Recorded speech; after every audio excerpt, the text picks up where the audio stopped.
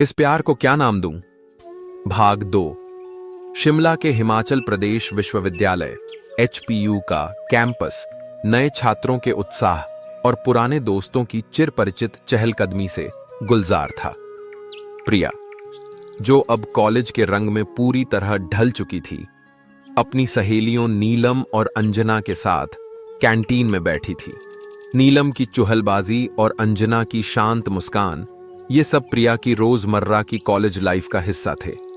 Canteen की रार और एक नया मोड़, आज कैंटीन में कुछ अलग ही माहौल था। कुछ सीनियर्स की टोली ने नए छात्रों को परेशान करना शुरू कर दिया था। उनमें से एक था रोहित, जो अपनी अकड़ और दबंगई के लिए मशहूर था। वह एक नए छात्र को बेवजह तंग कर रहा था और माहौल गर्मा रहा था। तभी आर्यन अपने दोस्त रवि और समीर के साथ कैंटीन में दाखिल हुआ। आर्यन स्वभाव से शांत था, लेकिन अन्याय उसे बर्दाश्त नहीं था। जब उसने रोहित को उस लड़के को धक्का देते देखा, तो वह बिना कुछ सोचे समझे बीच में आ गया। क्या कर रहे हो रोहित? क्यों परेशान कर रहे हो उसे? आर्यन की आवाज में पहाड़ों सी दृढ़ता थी। रोहित ने आर्यन को घूर कर देखा। ओह, मिस्टर हीरो आ गए, तुम्हें क्या लेना देना? उसने चुनौती भरे लहजे में कहा। मुझे लेना देना है, क्योंकि यह सही नहीं है, आर्यन ने शांति से जवाब दिया। बात बढ़ गई। शब्दों की जंग धीरे धीरे हल्की फुल्की धक्का मुक्की में बदल गई। रवि और समीर ने आर्यन का साथ दिया, जबकि रोहित के दोस्त भी बीच में कूद पड़े। प्रिया और उसकी सहेलियां यह सब दूर से देख रही थीं। नीलम ने प्रिया से कहा, यह आर्यन तो पंगा लेने में माहिर लगता है। प्रिया थोड़ी परेशान थी, लेकिन आर्यन की हिम्मत देखकर उसे एक अजीब सी खुशी भी हो रही थी। आखिरकार प्रोफेसर वर्मा और कैंटीन स्टाफ के दखल से मामला शांत हुआ। रोहित और उसके दोस्तों को चेतावनी दी गई और आर्यन को शाबाशी मिली। अनकहे रिश्ते और कुछ शरारतें। इस घटना के बाद आर्यन और प्रिया के बीच एक नया जुड़ाव महसूस हुआ। वे अक्सर कैंटीन में एक दूसरे को देखकर मुस्कुराते।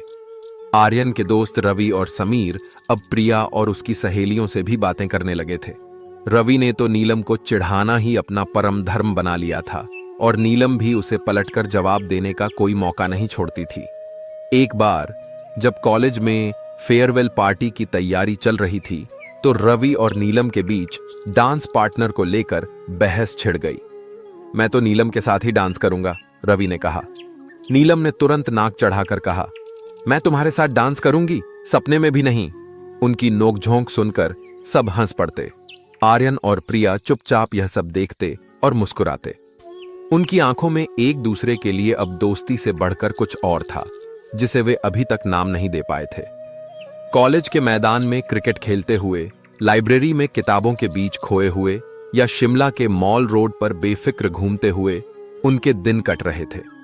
आर्यन अक्सर प्रिया को पहाड़ों के किस्से सुनाता, अपनी ट्रैकिंग की रोमांचक कहानियां बताता। प्रिया भी उसे अपने गांव की सादगी, अपने सपनों और पहाड़ों के प्रति अपने गहरे लगाव के बारे में बताती। एक रहस्यमय चिट्ठी और अनसुने संकेत। एक दिन प्रिया को अपने हॉस्टल के कमरे में एक हाथ से लिखी चिट्ठी मिली। उसमें सिर्फ 2 लाइनें लिखी थीं।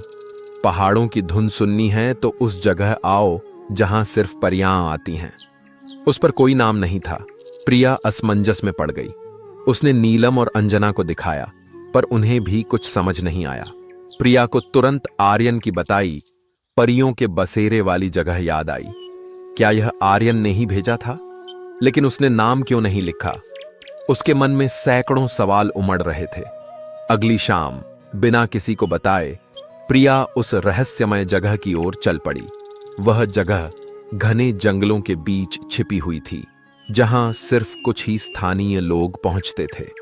जब वह उस खुले मैदान में पहुंची, जहां रंग बिरंगे फूल खिले थे और हवा में अजीब सी शांति थी, तो उसने देखा कि आर्यन वहां पहले से ही मौजूद था।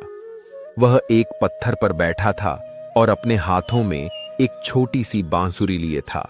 जैसे ही प्रिया वहां पहुंची, उसने बांसुरी बजानी शुरू कर दी। वह एक ऐसी धुन थी जिसे प्रिया ने पहले कभी नहीं सुना था। पहाड़ों की खामोशी में गूंजती एक मीठी अनकही धुन। आर्यन ने बांसुरी बजाना बंद किया और प्रिया की ओर देखा। मुझे पता था तुम आओगी, उसने कहा।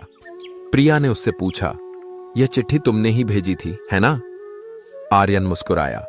उसकी आंखों में एक हल्की सी शरारत थी। हाँ, मैंने ही भेजी थी। मैं चाहता था कि तुम यहां आओ और इस धुन को सुनो।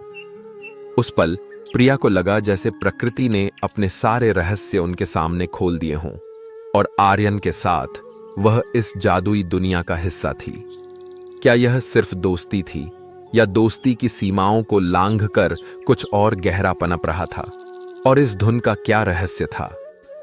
दोस्तों, कहानी अब भी खत्म नहीं हुई है। आगे क्या होता है जानने के लिए जुड़े रहिए प्रेरणा मंच के साथ।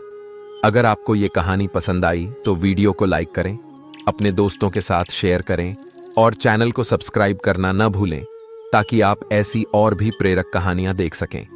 मिलते हैं अगले वीडियो में।